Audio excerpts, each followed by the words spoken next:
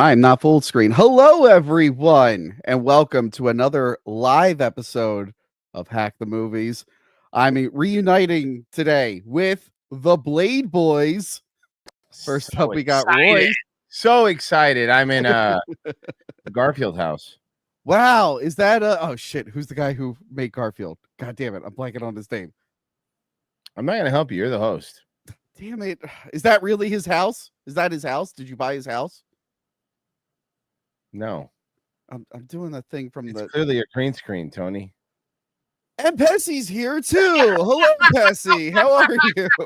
This movie was crazy. It was nuts. A guy went insane in the theater. I can't. I wait loved it. I can't wait to watch the new Marvel. You can ask Royce.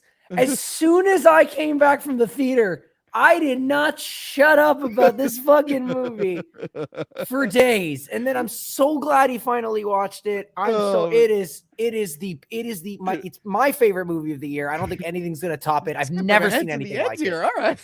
In my life. I have never seen anything like it. It was fucking insane. I gotta tell you. Yes, well, we're gonna talk all about it. It's so good to see you guys again. I just realized it's been like months since we've recorded anything, and now Hey man, we're always ready, dude. You're the one hanging out with your boy Vito and stuff, so that's cool. No, Vito hasn't read my last two super chats, and he threatened me while he was at Hackamania.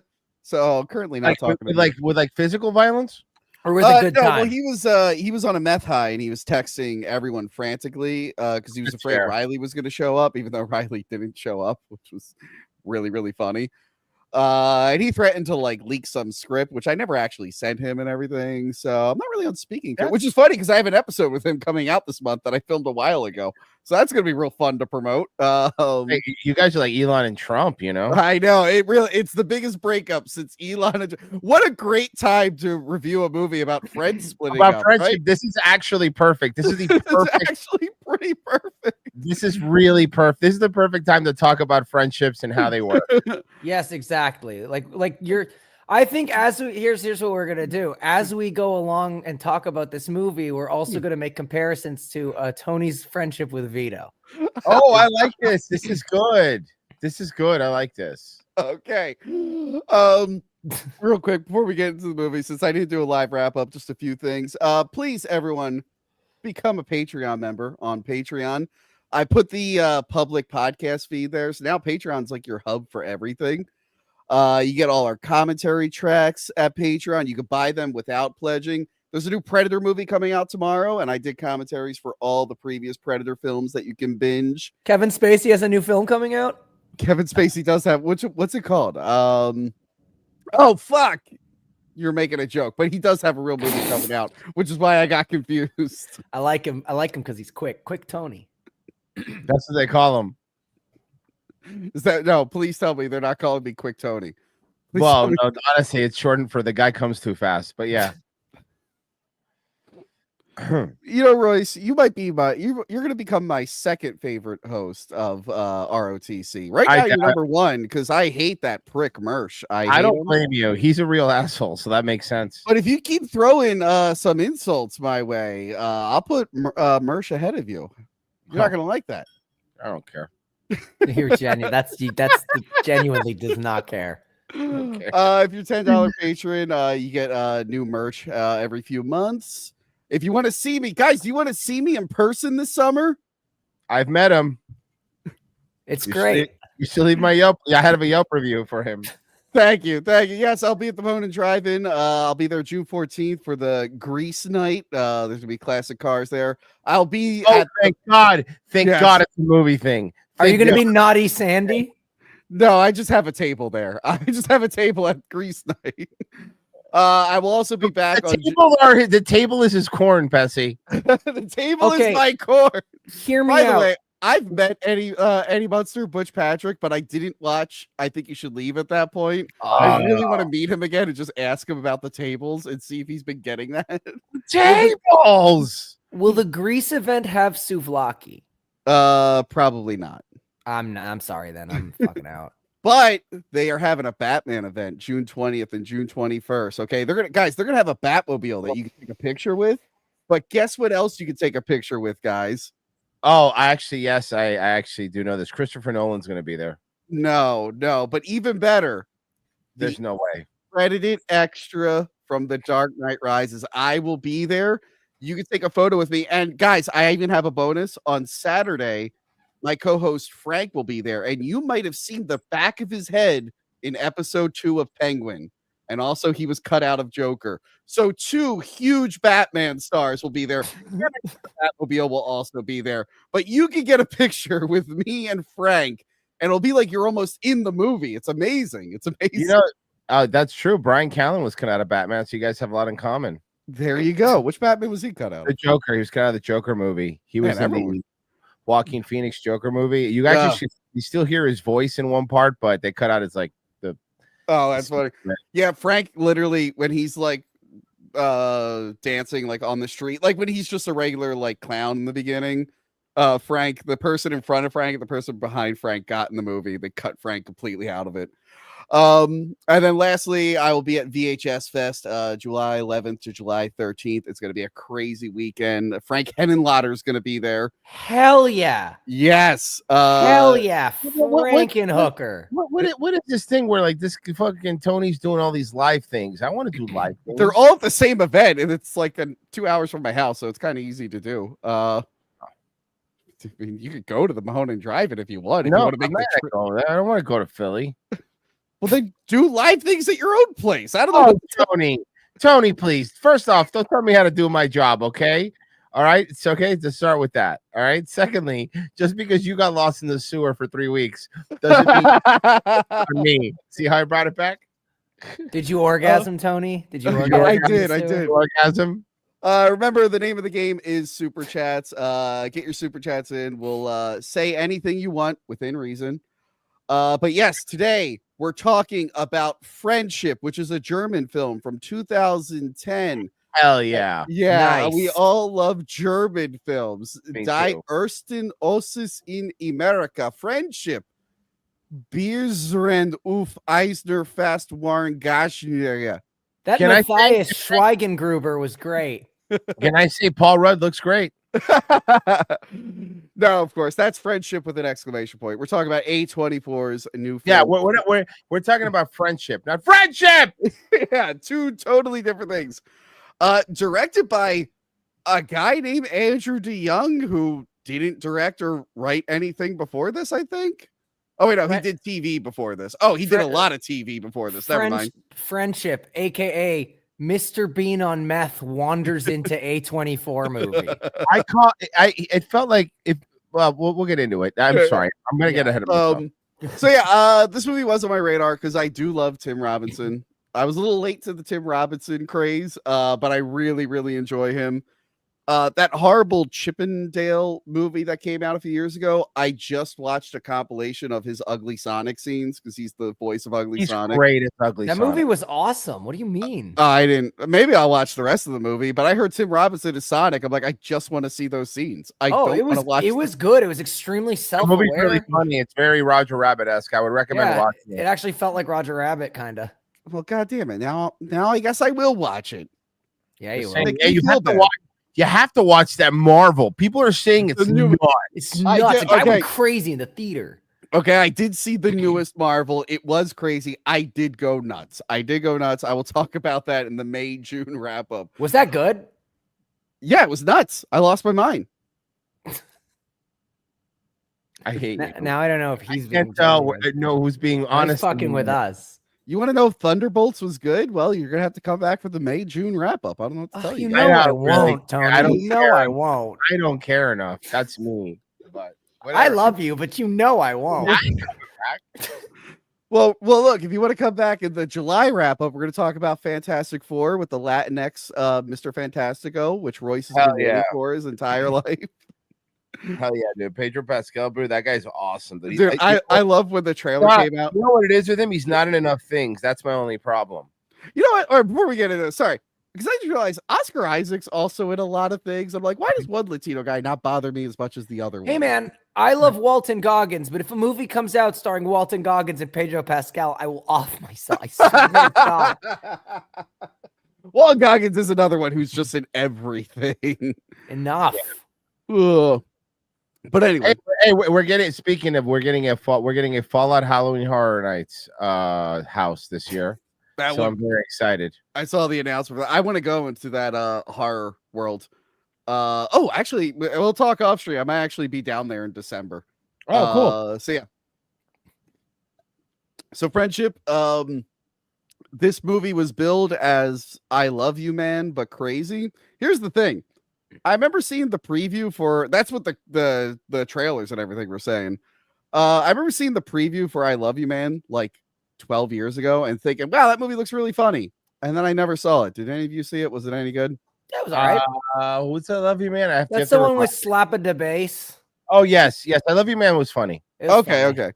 People were comparing it to this. As I was watching it, I was getting Cable Guy vibes, but like a weird inverse of Cable Guy. What are you guys' thoughts on Cable Guy? I love Cable Guy. Underrated. Cable Guy's awesome. Underrated movie. Yeah. The problem with that movie was everybody, and I've said this before, everybody was expecting like, somebody stop me, or Ace Ventura, Jim Carrey, and they didn't get that. But if you go into that not expecting it, the movie's fucking great. Yeah. It's really good. Insane. Fun fact about Cable Guy, one of the people who thought it would be like a somebody stop me sort of thing was my dad, who took me and my 3-year-old sister to see the Cable Guy, thinking it would be like The Mask or Ace Ventura, not realizing it was like a dark comedy. I remember I loved it, but I got terrified when he's having the dream sequence of like the scary Cable Guy with the glow in the dark eyes.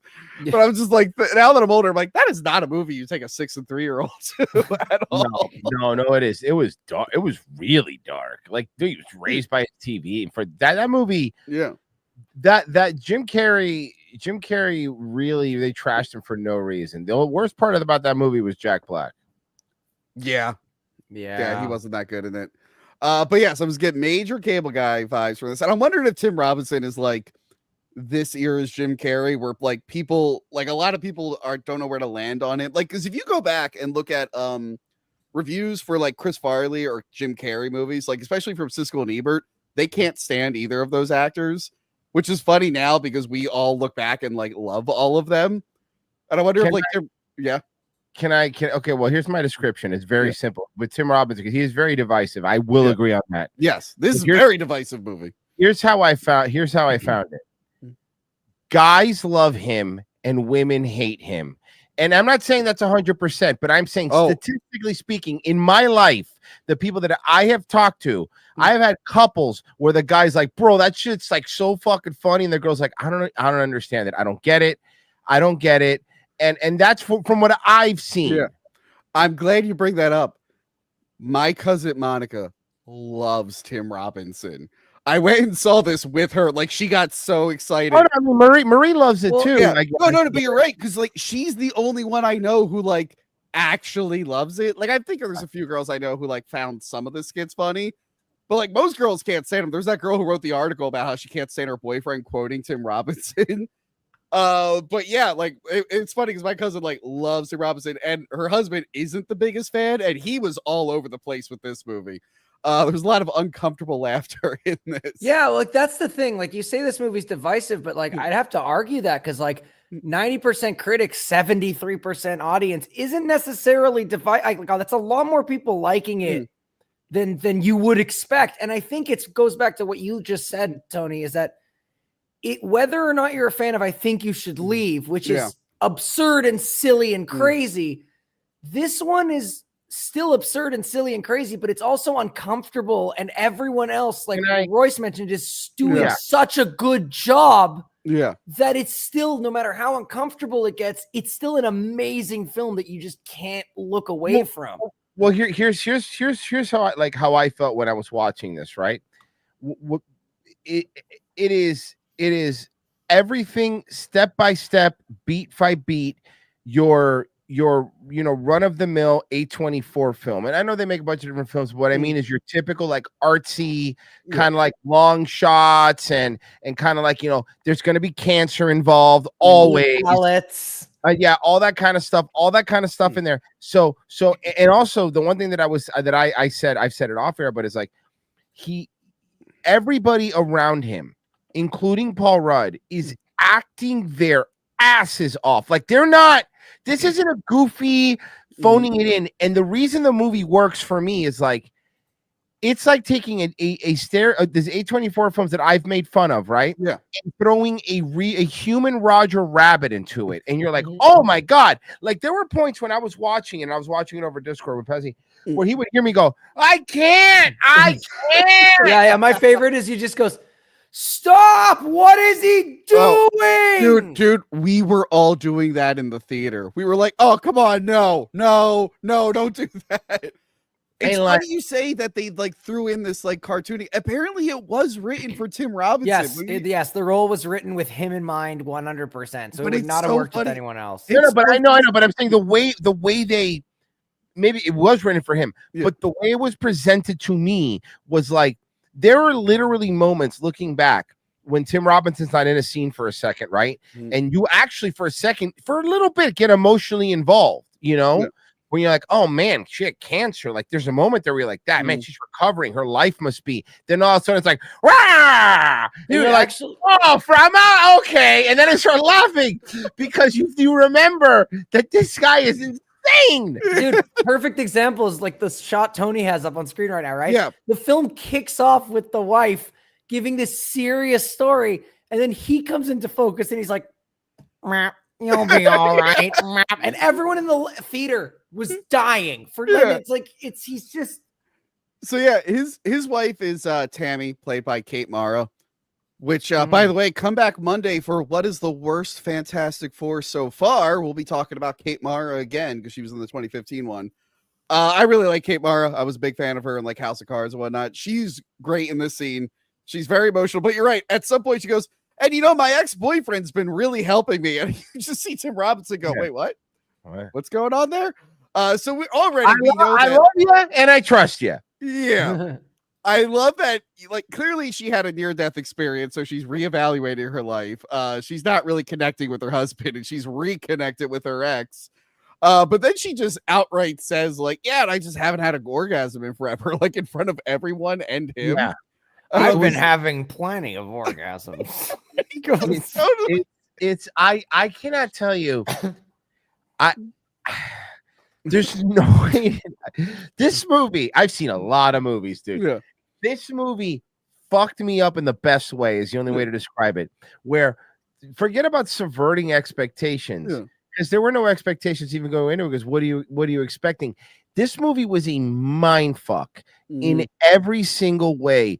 Because there's these real life plot lines and things that they never wrap up. In the this very early on in the movie, it's right after this scene, as a matter of fact, she kisses their kid on the mouth, and he goes, "You kissed him on the mouth," and then they never bring it up again. And then it's just that's something that happened that you think, oh, is something going on that's nefarious? But no, they just don't bring it up. This movie is like being stuck in watching this movie is like being stuck in a waking nightmare, right? Yeah. But it's not your nightmare, so you don't necessarily want to wake up. You want to see it through. Dude, Freddy Krueger would leave this nightmare. He would be like, nothing I can do would be as bad as this. And Freddy Krueger would be in the boiler room doing this on the like squeaking on the pipes, and then Tim Robinson would be like, "Little hot in here, Freddy. You want to turn that down?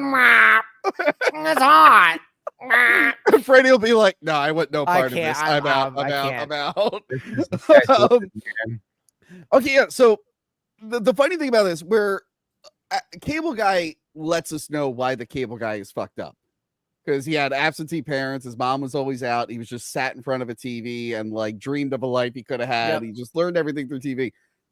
We never get like an origin on why Tim Robinson's fucked up, because he just is. Because But like, I'm starting to like pick it apart. I'm like, did he just not have any like male friends or role models? Was he always around women? They do say that he's a narcissist. They do point that out a lot. Like they do, because she says like, she's like, I was with a man with narcissistic tendencies once. Yeah. And I can't do that again. So it's like, I think he's just the worst. Like it's the only way I can describe him. He's a terrible person. He's the villain in this. That's what I said in the middle. I said when I was screamed it out, and when I was watching, I go, so he's the bad guy. Like he's clearly the bad guy. Like he is the worst person in every scenario that he's in.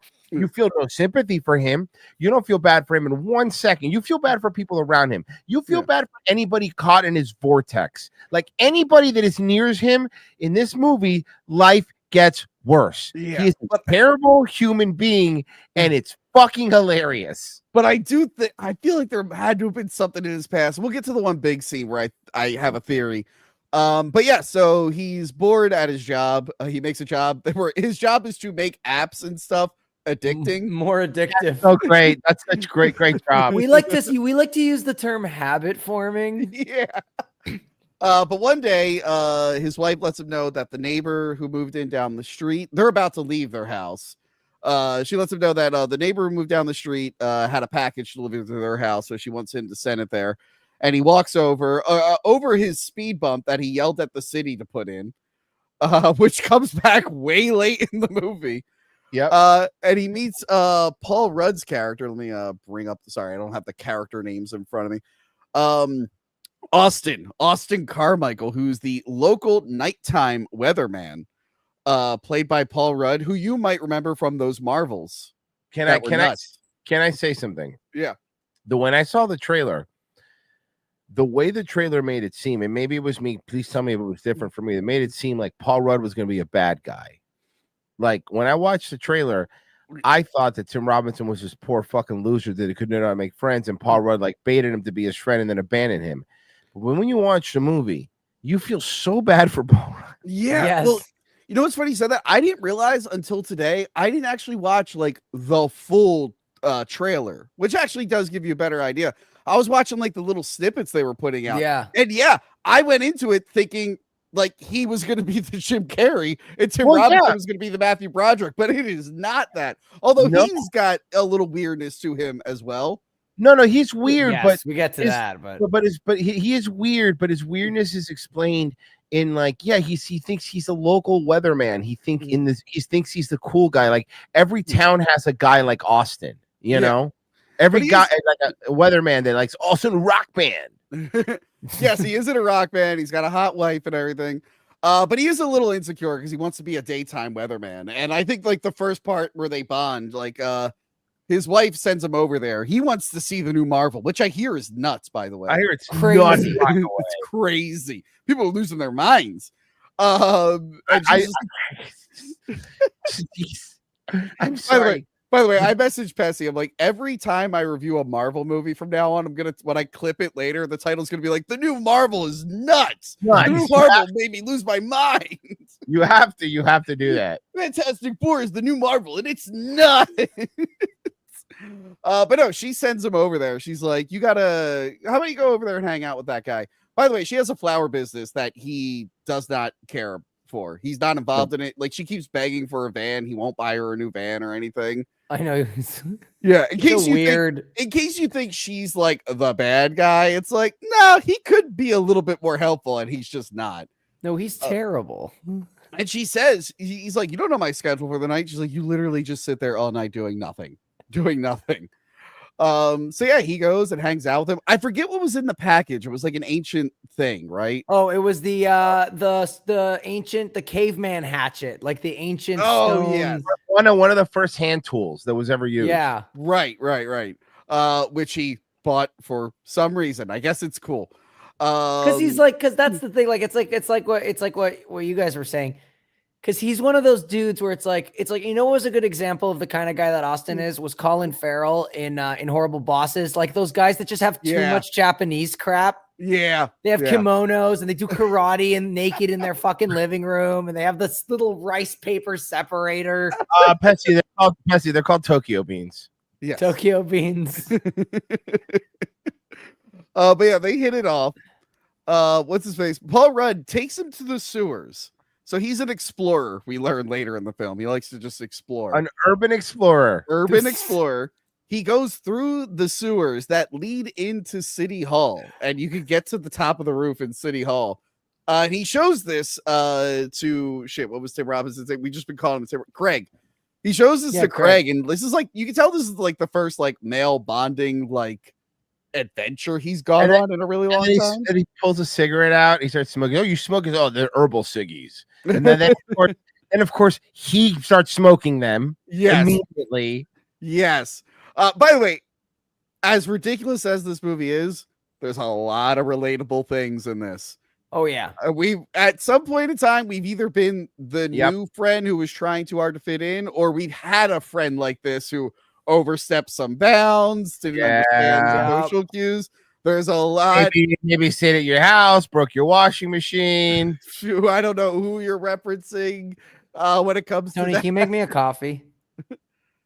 You want me to make you a coffee? Never mind. I'm being an asshole. I don't know. Everyone who stays in my house is totally nice, Royce. Okay. We had to slum it in the vent system, but yeah, okay. That was weird. was And a by the way, weird the vents month. were big. They were like diehard sized. It was wild. So yeah, he has a new he has a new friend, and he's very, very happy. Oh, and can we just point out they went through the sewer system that he lost his shoe for the first time. That's the first time. Yes. And the only time he's gonna lose his shoe in the rest of the film. No, it's not. And his phone. And he kept dropping his phone the whole movie Kept too. dropping his phone. Literally this scene. This This scene scene, right so- here, he dropped his phone in mud. Yeah. So I'm wondering, like, why? So Paul Rudd like makes him like I love how we're just using their real names. Fuck it. Paul Rudd like makes him skip out on his job to go exploring, and they like go into the woods and look for like mushrooms. He's showing him like which mushrooms are edible and teaching him which mushrooms are edible. He will not retain this information later. No. But yeah, like, and Paul Rudd's trying to get him to like loosen up a little bit. Like Tim Robinson's character is very like restrained. He's like, I buy only from this brand. I can't do that. Ocean View Dining. Ocean View Dining, yeah. And then he starts to sink in the water and has a meltdown. But we also like he and his like 0 to crazy is so there's like no, it's the fastest 0 to crazy I think I've ever seen. It really is, and it just cracks me up every time. That's the thing with like Tim Robinson. Like someone said, I can't stand him. It'd be one of those that's like, yeah, I don't know how to defend it. I can see how this might be really, really annoying to some But people. here's the thing. You know what? Oh my god, guys, I figured it out. It's like more for me. The people who like Tim Robinson are people who are also really, really annoying like us. Yes, of course. We really relate to him. We relate to him terrible. because we're annoying too. We're Royce, so annoying. are you saying we're loud assholes? Hey, I think Tony's just here for the zip line, guys. I'm not gonna lie. Literally, hold on. Literally, I just did Amityville Horror with my cousin Monica, and she was wearing what's the name? Havoc. What's the name of the where he puts too much? There's too much shit on. I don't want to be around. Carl anymore. Havoc. Carl Havoc. She was wearing a custom Carl Havoc shirt that looks like Nice. Halloween 6. And then we in that episode we just went on like a 5-minute tangent about everything we loved about I Think You Should Leave. We just kept quoting it to the point where we're like, okay, we gotta stop. We gotta get back to the episode. But here we learned what I asked for Christmas. What was that? Oh yes. Tony, you're such an autist. Sorry.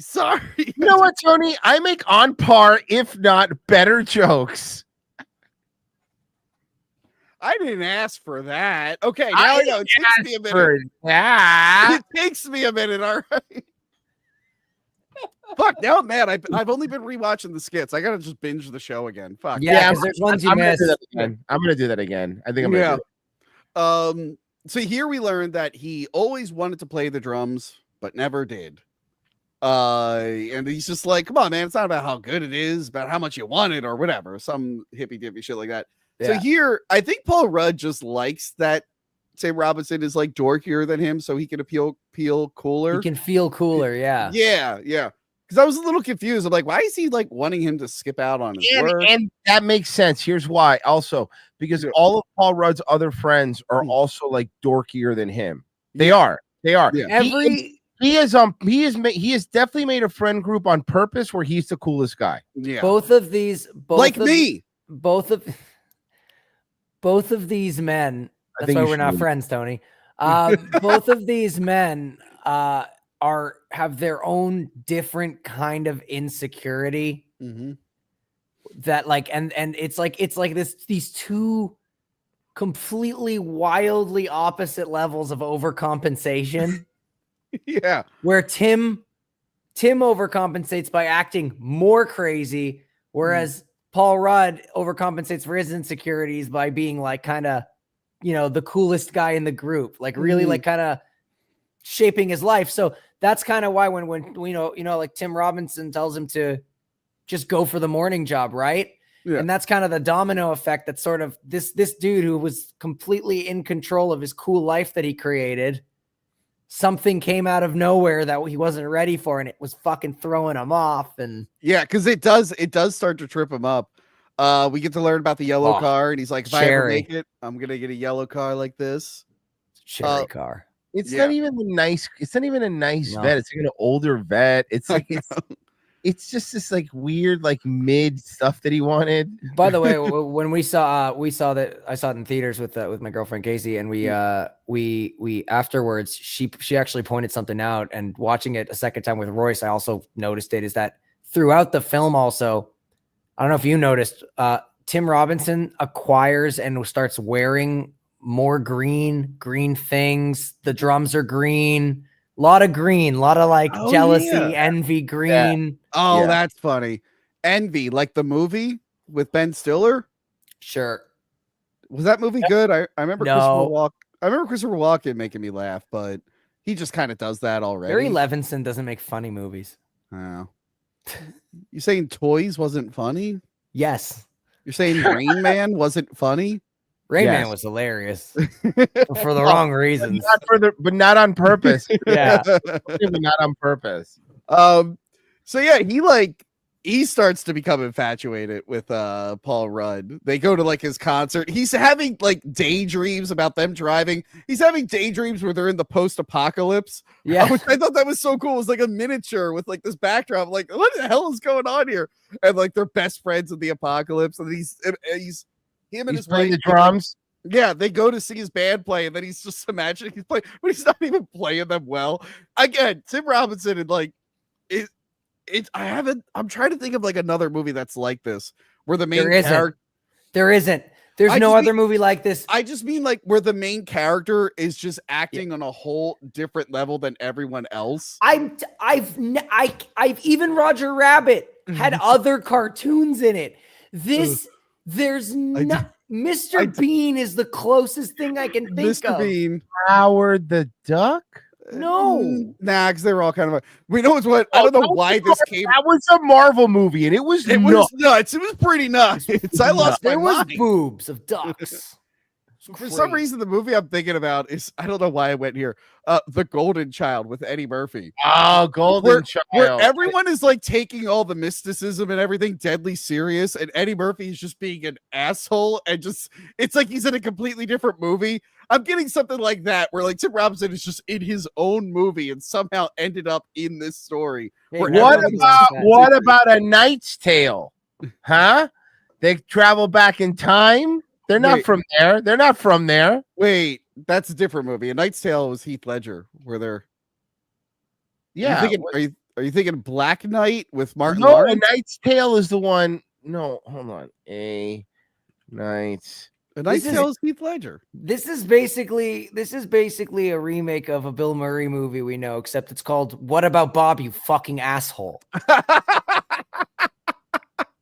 I guess you're right. You're probably right, Tony. I don't know that much about night movies. What about fucking Bob crashes through glass window? Okay. We're at that part. So this is like this part, bro. It came out of fucking nowhere. But again, I don't know if you've done this.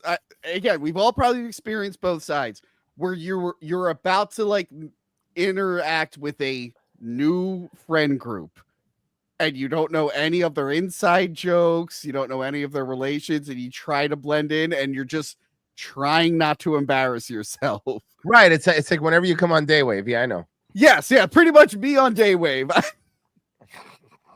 Asshole. I haven't been invited to Daywave in a while, by the way. Hey, whatever you want, sleepyhead. I don't invite you because when I invite you, you're like, oh, sorry, I didn't get up till 12. So like, okay. You know what? You're losing points. Maybe I'll go on that prick Mersh's Nightwave. I could be up for that. Hey, Good buddy. luck. Hey, buddy. Yeah. Godspeed. I could talk about cats. They have fur. Bro, you know what? Honestly, I doubted Tony, but I think he could do it. He nailed me with that one. You got me. You got me, dude. Okay. But I was just thinking, like, we've all been in that thing where, like, we're with a whole new group of guys and we're trying to blend in and maybe we embarrass ourselves. He walks right into the class, So great. closes it, and then it just shatters behind him. And then goes, "How'd you all meet?" He like tries to brush it off, And then he just keeps talking. He's a fucking maniac. Yeah. This man is a maniac. But yeah, this scene was making me uncomfortable because I've only ever been to 2 bachelor parties in my life. Oh, they're the worst. Ugh. Oh, Okay. I hate it. For I was some part of reason, one. none of my close male friends ever put me as a groomsman, which Probably actually keep walking through glass doors. put me through more classes. None of my close friends have ever made me a groomsman, which actually I'm fine with because I don't know, it's a lot of work. I don't feel like doing all the shit. Well, there you go. There's your answer, fishbowl. But my brother-in-law and my cousin's husband both made me a groomsman, and I had to like go these bachelor things, and I had fun, but like I don't know any of the guys here. I don't know what they're talking about, and I would just get quiet for a while because I'm just waiting for a moment to jump in the conversation, but they're talking about things I don't know. I'm the only one who doesn't know anyone here. So I really related to Tim Robinson in this scene.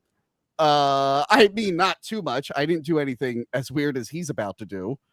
You're right. You're talking about his friends being like losers. The one guy's crying about his daughter. Sorry. Yeah, can I point that out? Because me and Royce kind of like we were just watching the movie and we didn't talk about it, Royce. But how fucking weird! Like, if you really listen to the story that guy's telling, it's like my daughter's gotten really pretty and has big breasts, and the men just look at her and like I get it, but it's like if you really listen to like how there's this weird, there's like this movie has such a fun. This is what Royce means when he says that everyone else is in an A24 movie.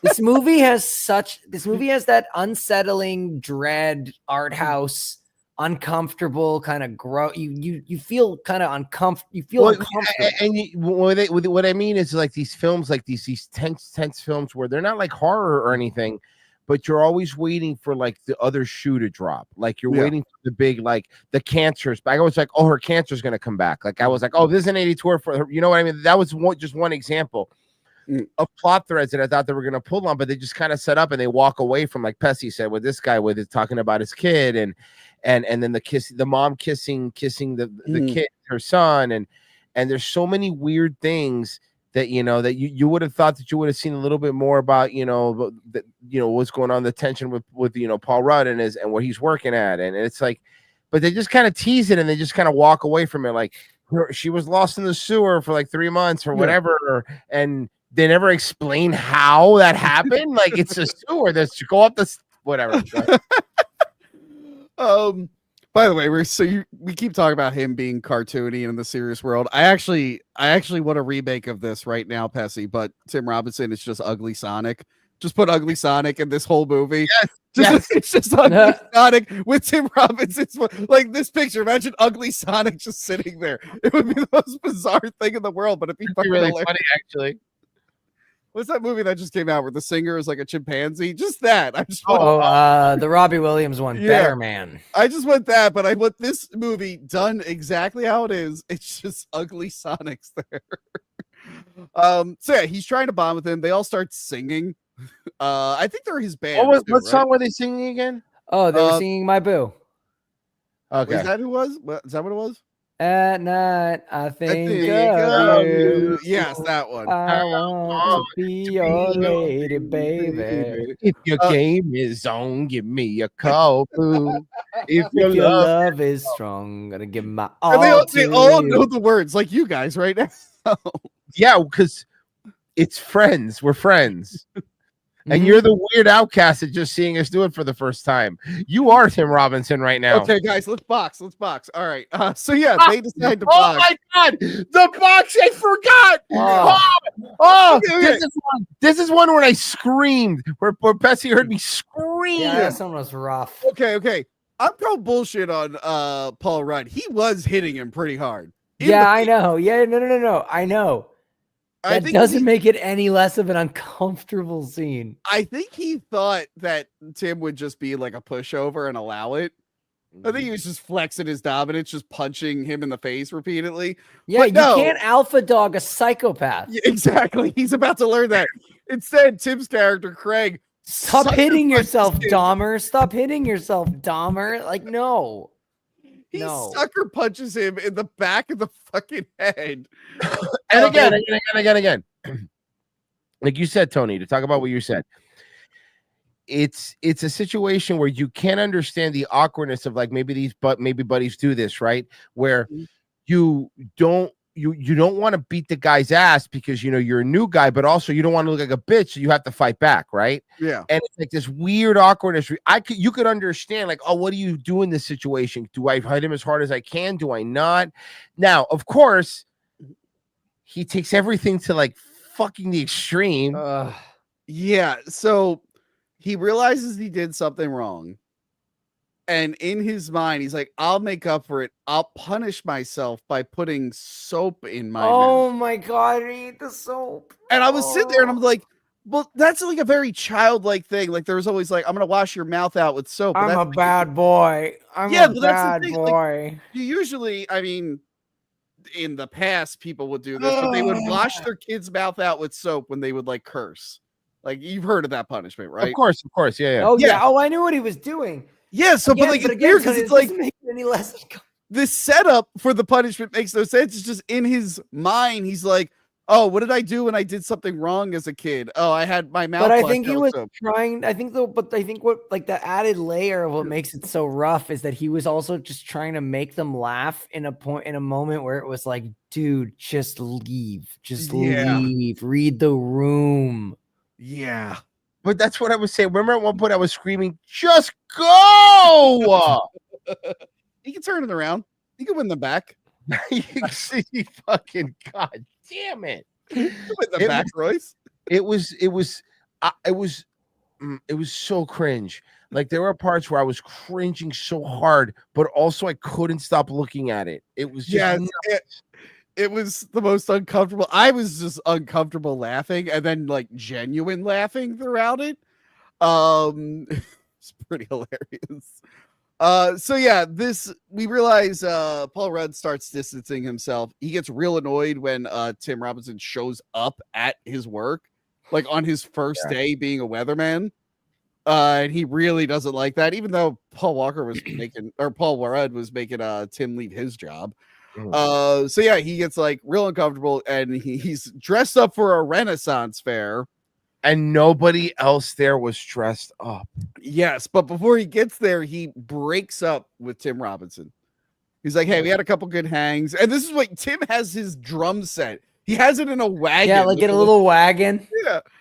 But he tells him, he's like, hey, we had a couple good hangs, but I don't think we should be friends anymore. And he has an adult male breakup with him, which reminded me of the second episode of Seinfeld. It's one of the best lines. Like, of course, every fucking line out of his mouth is amazing. But he goes, "You made me feel too free." but everyone's been like in Paul Rudd's place too, where you have somebody that's you know kind of wants to be your friend, and you give him a shot because you try to be a nice person, and then you realize, oh, I don't want to be around this person. Like they kind of suck, but also you're like, they're friends of a friend, and you don't want to be like, oh, you're retarded or whatever. You kind of want to be that easy, but then they'll start like texting you, oh, what's going on? You're like, oh, fuck, man, I don't want to. Oh, it's one of those just like I've had that people in the past where I'm just like, if they're at a group event, I'll chat with them briefly, but like, I don't want to hang out with that guy. It was weird hanging out with that guy.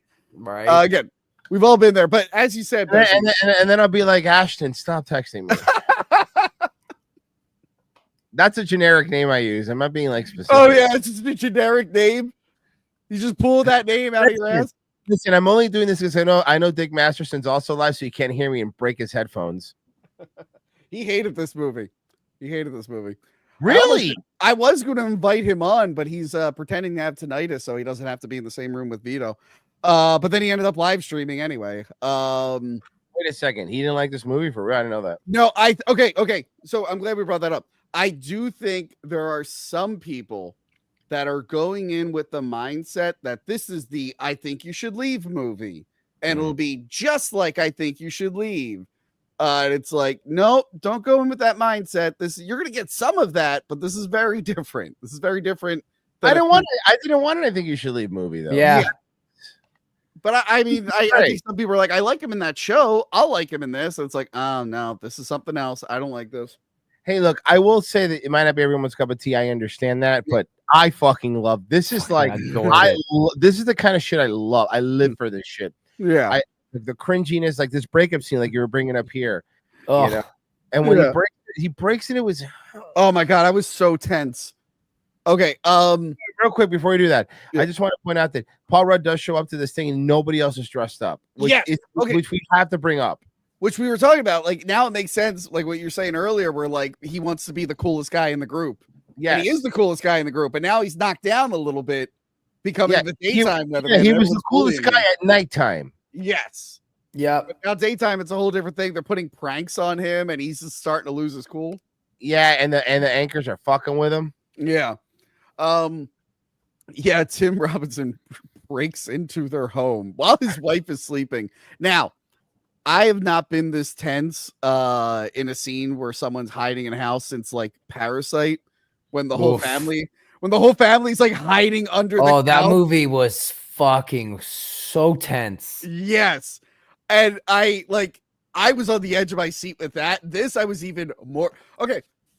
I just saw the new Mission Impossible. I was more tense here than seeing Tom Cruise hanging from an airplane, which I knew he did in real life. He really did it. I know. He's a maniac. And like, but this one, I'm just like, oh man. And like, it's just Tim Robinson walking around the house being an asshole. And it's because every single thing that happens in this movie could be avoided if he stayed home. I know, dude. Oh, we're gonna get to it. Sorry, but I don't want to get ahead. It started to remind me of Bad Lieutenant with Nicolas Cage, where he just keeps making things worse and worse and worse. Yes. Until the end, where it just coincidentally everything works out in his favor by some stroke of luck, and you're like, what the nuts. Hey Tony, can Pesi and I do that the Nick Cage surfing movie with you? We would love to do that. When is that coming out? I think it's out. Oh, is it already out? Let me see. I think we don't know, but I really want to see it. I haven't seen it yet, but it's Nick Cage, he's surfer, man. I want to surf with my son. Let me surf on this beach. And I'm like, no, mate. Yeah, no, mate. Yeah, you can't surf on him, mate. It already came out. When does it VOD? When is it got a bread box? It's VOD right now, but for $14.99. Which means it's free because it's the internet. We got it. Yeah, let me look at the schedule. If not, maybe we can do it like in Boys Month. Maybe I can throw that in Boys Month. Whatever. I mean, it's being called a gloriously demented B-movie thriller. So, ooh, then we have to see it. But yeah, I don't know how I missed this in theater. It must not have gotten like a big release. No, it was a small release. It's the same guy who directed that Vivarium movie. Remember that weird one where like Jesse Eisenberg like goes and they live in that like weird backrooms neighborhood? I didn't see that one. Nah. Nah, but this one looks good. If I've seen anything else. Nah, I haven't seen any of his stuff. But yeah, so he breaks into the house. He ends up accidentally like stealing his gun. He steals Paul Rudd. Yeah, accidentally. By the way, something else. Yeah. What a gaudy gun. Yeah. What a gaudy gun. Yeah, it's a terrible gun. So at this point in the movie, he's like completely distraught that he lost his friend. So he's trying to like relive the excitement he had with him with other people. And I might get the chronology wrong, but at some point he like takes his son out to that bog to look for mushrooms. And then he eats the wrong mushroom. And then they're at the mall and he's like sweating and his son is not having a good time. He invites friends from work over to see his drum set to like bond with them. And they just like make fun of him, and they almost they keep talking about the Marvel. There's no spoiler with the Marvel. All right, That's why I haven't told you guys anything that happens in Thunderbolts. I don't want to spoil it for you, okay? Thank you. I don't want to spoil that they killed the lady Taskmaster right in the beginning. You would be upset if you No, heard that. that's nuts. Oh, yeah, it was pretty nuts. I lost my mind. That's And crazy. she lost her mind too because she had a bullet through it. No, I was actually clapping. I was like, who decided to do Lady Taskmaster? That's stupid. So yeah, he kicks all the guys out from work. He's like, get the fuck out, get out. And then he tries to bond with he tries to get a kid at like the copy center or whatever to go to a bar with him. We will circle back to that kid. Toad Boy. Yes, Toad Boy. And then the big one is he takes his wife to the sewers. And I remember being like, no, don't do that. Don't do that. No, they go on an adventure. Sorry, they go on an adventure. It's an adventure. And he loses her. How? Dude, and again, one of those scenes where it's like he takes her there and it's all goofy. The minute he loses her, it becomes the most anxiety-inducing A24 motherfucking Uncut Gems heart. The music, everything just whoop. Dude, when he leaves the sewer, speaking of A24, it reminded me of when the kid in Hereditary goes into shock after his sister dies and then just drives home. And I had the same feeling where I'm like, oh no, they're mind broken. They're just pretending nothing happened. And oh no, I was like Hereditary made me super uncomfortable with that scene. I also felt uncomfortable with this. Like he just left his fucking wife in the sewer. The 30 seconds. It was so funny though, because there was 30 seconds that I counted, like at least 30 seconds of silence after this happened. He drove home, and the silence was broken by Royce going, "So he's just gonna leave her there?" Yeah, I did say that. He's just. I think I do think he drops his phone, so I don't know if that's his excuse. But when he gets home, Paul Rudd has the cops there. Because he realizes someone broke in his house. Like, yeah, someone broke in the house. The dog traced the scent here. And I like that Tim Robinson goes, oh, you think the guy broke into my house too? He's like, no, you fucking broke into my house. But I love that he's trying to do this alibi with his wife. I'm like, where is she? She's like, she's in the sewer. And it's like, oh no, this just got so much worse. And then Paul Rudd has to admit that he's been trespassing in City Hall, but he has to because he's trying to find this girl. Right. They both get thrown into jail. And here we learn he's wearing a wig, Paul Rudd. He slips in piss. By the way, the minute that scene started, my eyes were immediately on the piss all over the floor. And I said in my head, I went, please, someone slip in the piss. I don't care who. And it happened. But yeah, his hair fell off. He reveals that he's been wearing a wig and he's like mortified that someone has seen it. Oh, and he puts it back on his head soaked in piss. I'd like to point that out. And then he takes pictures with some of the cops. They let him go. And it's like extremely awkward. Let me see here. Where we at? Okay. Tammy's found. She's found. Yes, this part. Yeah, she's found. They have a big party for her. So how does she reveal? No, she reveals afterwards. Sorry. So how does it feel? Oh, it feels good to have her back. No, to ditch your wife. Yes. Fuck you. No. That's not why the scene is funny to me. The scene is funny to me is because they talk about for a good 2 minutes how cool the drums are.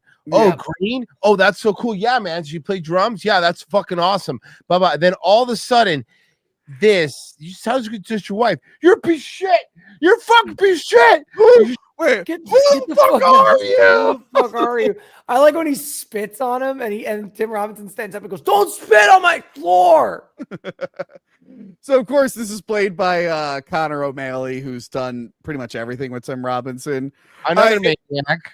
Yes, and that's the thing. He's the only other person in this movie that's on Tim Robinson's level of insanity. For some reason, they made an exception for him. Weirdly enough, 80 Bryant's husband, which I think is crazy. Like that's who else is in this scene? Oh, Who's the ex-boyfriend? Oh, I only know him. He plays one of the school board guys in Abbott Elementary, but other than that, I don't know anything else he's really in. But Oh, you know about what's that, funny? when they're all giving the speeches and he's on the chair, Oh yeah.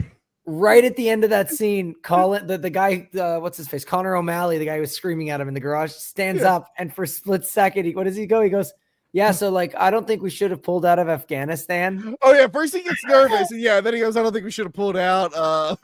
But yeah, because Tim Robinson's like, everyone who wants to do a speech should sit on the chair.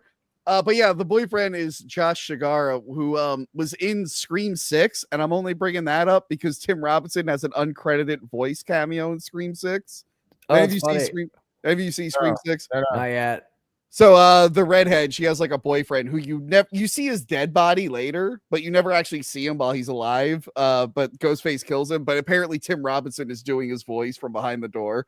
So yeah, but funny. I love when the ex-boyfriend is just like, oh, this woman here, she's so special. And then he calls her like by her last name, like her maiden name, Mhm. totally belittling fucking Tim Robinson. If people were new there, they would have no idea that wasn't her husband at all. And then the kid is Tim Robinson's kid, right? No, Well, I don't think so. I don't think so. Well, hold on. It's supposed to be, but I Mm. think the kid's actually her ex-boyfriend's kid. Yeah, because I he think looks- she cheated. He and looks had it. like he looks like him, right? Yeah, Yeah. they gave him all these. They picked a kid with dark features and shit. I said it when we were watching it. I said like, yeah, no, that's not her fucking kid. That's not. I mean, that's not his fucking kid. Yeah. And as I was watching it, I was trying to figure out like what their backstory was. And I'm guessing like, because he was like a firefighter. Yeah. I don't know if maybe she picked this shit. It was like a thing where she's like, I have to be financially responsible. I'm going to pick this guy over him. Even though I like him more. I don't know if it was that one of those things. She's clearly likes this guy way more than Tim Robinson. Right. Although what we learned at the end, maybe there was a time where Tim Robinson didn't suck and he just started to suck throughout the years. That happens.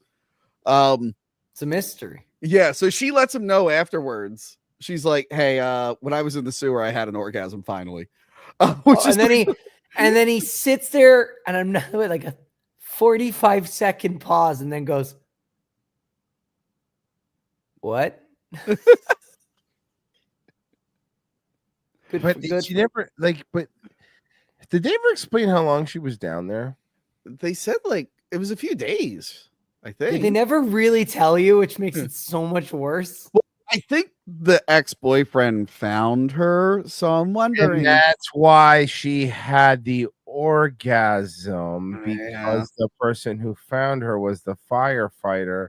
Yeah, but I think maybe she wasn't missing as long as she said she was. Maybe.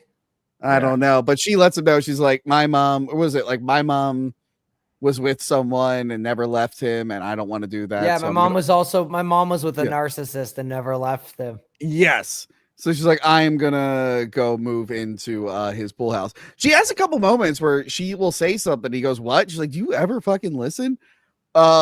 Which sometimes women say that, and it's just like, well, you say a lot of things. I can't pay attention to all that. I can't be bothered to listen to everything. Yeah, this is about me. But then knowing how much of an asshole he is, he probably could be listening a little bit more. So yeah, she moves out, and then things get worse for him. She's on TV with Paul Rudd, so now his best friend and his wife are like hanging out on TV. Now that's something else they were setting up that I thought it was going to be. She was going to end up having an affair with Paul Rudd, but no. Yeah.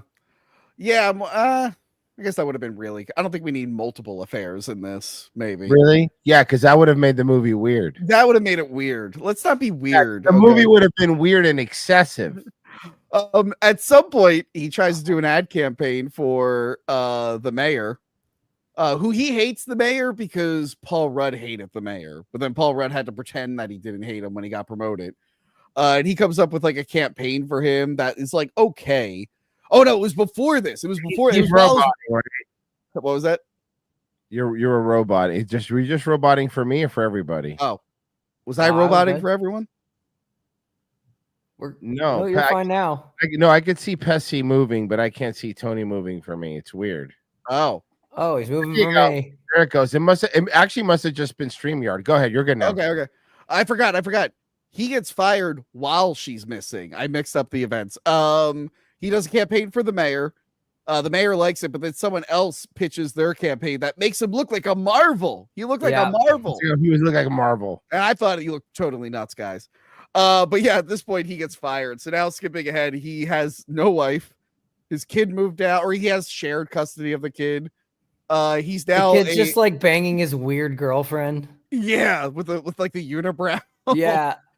And then he lost his job, so now he's just writing tickets. He's like a parking authority person, just writing tickets for people. You got to follow the rules. But he goes back to what was it, Toad Boy? Yeah. Yes. Best part. Can I just say right now, because we're about to talk about this. Yeah, This is, and I told this to Royce even before we watched it together. This is hands down my favorite scene in the entire movie. I have never laughed so fucking hard at something. But continue. He wants to get high because the guy told him he could have something stronger than beer.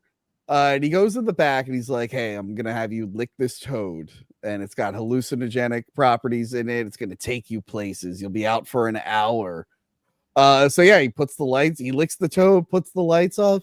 And Pesi, what is the crazy in this crazy wacky movie? What is the weird trippy drug trip he goes on? To quote him. So how long did your trip feel? 40 years? No, it was like 1 minute. I was at Subway. I just ordered a sandwich. And you know the best part is he never even got the sandwich. He never got it literally goes toasted. You know what? Yeah, toasted. And then he wakes up. And by the way, Paul Rudd is playing the Subway. Yeah. Guys, this is my second favorite comedy to feature Subway. The first one being Saving Silverman. I don't know what it is about comedies that have Subway at some point, but they just really hit different. They're good. Yeah, but no, Vince. Subway was sponsored one of the seasons of the Community too. I never watched Community. Should I watch it? Yeah, it's hilarious. Does it get bad at a certain point?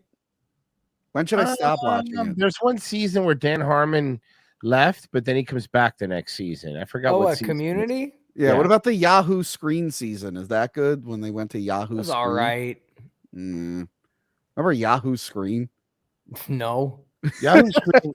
I still have it. It doesn't work. I feel like I'm paying for it monthly. I don't know why it's not working. Yeah. They're taking it out and converting it to yen. I don't know what that means. So yeah, it's so funny that this movie that's insane and nuts and people are losing their minds in the theater. You get to the drug trip sequence and it's just the most calm, like basic thing ever. I'm like, that's fucking brilliant. He paid $100 to go to Subway.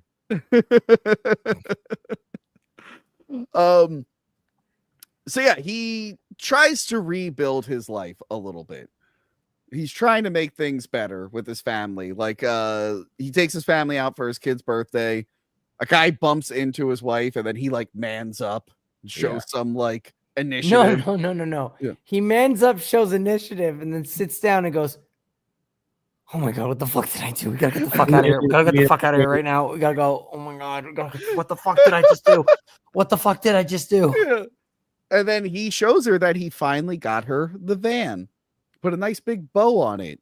And then she noticed that he's been working out. So he's finally doing everything he should have been doing to be like a better husband and father. And this is the fucking part where I was like, it's gonna get better. And you forgot to mention while they're driving home. Yeah.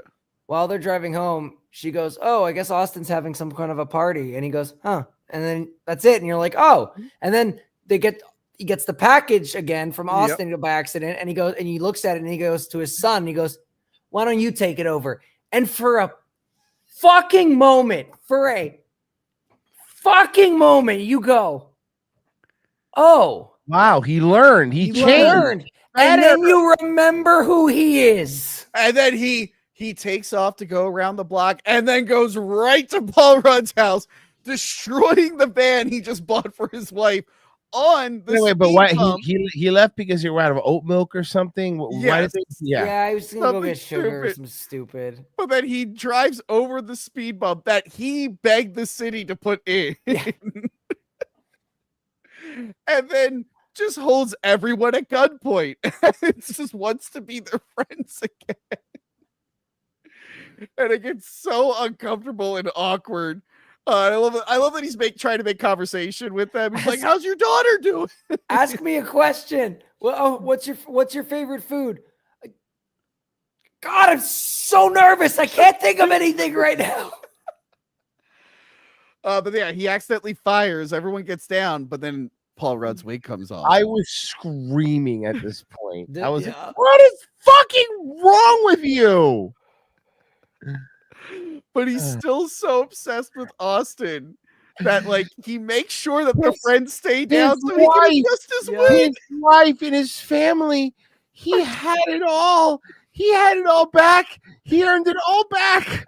All he had to do. No, he didn't get it all back, Royce, because he didn't get his friend back at He the end. needed his friend back. His Royce. friend made him feel free. I love how he fucking goes, everybody get down, right? And then he like goes to Paul Rudd, he goes, pointing at his fucking head. So then it ends with like he jumps through another glass window. Oh, yeah, what does he scream? You fucking rats! You called the cops! And then he jumps through the fucking window. This gets knocked out, and then he I hallucinates. want to point something out. Yeah. Even at that point, because there's an ongoing thing where when we find out Paul Rudd's character's wig falls off, even when he was angry at him every time, he would still help him out, and because he promised him that he would never let anybody know about his wig. Yes. And even after he had the gun, and even after everything, when Paul Rudd fell down and then he fell down, his wig came off, and even holding the gun and going crazy, he told him, he gave him the sign that his wig, and Paul Rudd still thanked him. It was so what a weird. He gives him a wink at the very end, but is he imagining the wink? Because right before the wink, he's imagining the first night he hung out with his friends and how it would have ended, how he wanted to end it. And then at one point you're like, oh my god, did he just like imagine all this insanity because he was inside his own head? It's like, oh no, he's imagining this happy ending because he's in the back of a fucking police. I love that smile in the back of the fucking. Which also reminds me of Cable Guy, when he goes like, "Am I really your buddy?" He's like, "Sure," and he just a creepy smile at the end. Guys, is this an hilarious comedy or a cringe fest? I say both. Both. It's both. The funniest cringe comedy that has come out in a long time. I absolutely loved it. I want to watch it again as soon as I can find a decent copy of it. Yeah. Yep. I remember my cousin Monica, again, loves Tim Robinson. She enjoyed it. I think it made her uncomfortable in some parts. Her husband, it was just like, that might be either the best or worst film I've ever seen. He was like, because he was enjoying it, but also it is very, very uncomfortable. I really, really dug it. I am excited to watch it again. Because we don't really get like straight up comedies anymore. It's rare we get like a straight up just comedy. Yeah, it's a dark comedy, sure, but it's not like every comedy. I think the last movie to make me laugh that hard, where like I couldn't literally like when I could not breathe, tears in my eyes, gut pain, was Please Don't Destroy the Treasure of Foggy Mountain. That movie's so funny. You hyped it up for me, and I forgot to watch it. It is, Tony. You will love it. It is hysterical. I need to see that. I think like the last I'm trying to think of like most comedies now are mixed with action. I don't know if you've noticed that. Yeah. Which, by the way, last year I loved The Fall Guy. Did you guys watch The Fall Guy with Ryan Gosling? Yes. No, I haven't seen that one yet. Okay, Royce. I play it in my gym all the time too. Royce, the unicorn gag in that movie had me crying. Like every time I watch it, I like cry. I don't know what it is. The unicorn gag of that just kills me. You'd like it, Pesi. You'd like the fall. You should watch it. You'd like it. I watched. You know which movie actually surprised me that I enjoyed a lot? Soderbergh. That Soderbergh one, Hitman. Oh, that was actually okay. Fucking hilarious and really cool. I really enjoy it because it's my twin brother, Glenn Powell. Me and him are exactly the same person. You guys are exactly the same. Yeah, because we both played minor characters in The Dark Knight Rises. And in Twisters, he's a YouTuber who sells a shirt with his face on it. And we both have really nice hair, and we're both in incredible shape. We're like the same person. So you're still single, huh? Because I have so many options, Royce. I have so many options. I have decision fatigue, Royce. Decision fatigue. Royce, when you look like Glenn Powell, there's just so many ladies just lining up. I get it. I'm not being ghosted for the millionth time by the same single mom. Oof. No, there's a few other people too. Things are going great. Things are going great, Royce. Let me tell you off camera about some of the things that are going on. I'm excited. Last time I was telling you about a girl. Let me tell you how that one ended, but we'll talk about that off camera. I'm assuming great. No. That's French. Oh yeah, the last like comedy that wasn't mixed with action that I liked was the Saturday Night Live movie about like the first episode of Saturday Night Live, how they like the hour that led up to it. I enjoyed that, not as much as this. I like this more. Yeah, but yeah, I think everyone needs to check this out. When this hits like a big streaming platform, definitely watch it. Definitely watch it. Guys, I had a great time. Let's do some super chats. Why don't we? Okay.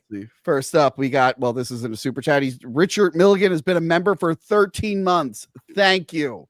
Thank you, Richard. Silent Shape is a new member. Thank you so much. Go back and watch all our bonus videos if you're a member, including Blade Boys, which Blade Boys we got to do our Blade Boys. Yes. I'll try to find time next week. Let me get a few things locked down and we'll get back to I'm going to get back to doing that regularly now that I'm not working on 6 trillion things. Man, I'm going to have to catch up. I forgot all the plots. I heard a rumor that Tony pays his guests in Santa Fe chicken sandwiches. Do I do that, guys? I wish. Yeah. You pay your guests? Wait, guests get what? paid? What? Lucha Steve, you asshole. Stop telling people I pay the guests. Lucha Steve again for $2. Pesi, have you seen the video where Bozo dubs over? To clown pewter. Fucking clown pewter. I'm going to go home and jerk off. Bozo did the dub.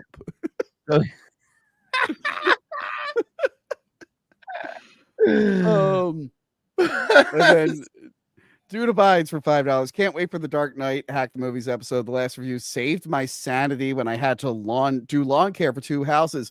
Yeah, that episode was long because Frank and Crystal wouldn't shut the fuck up and stop being jokey.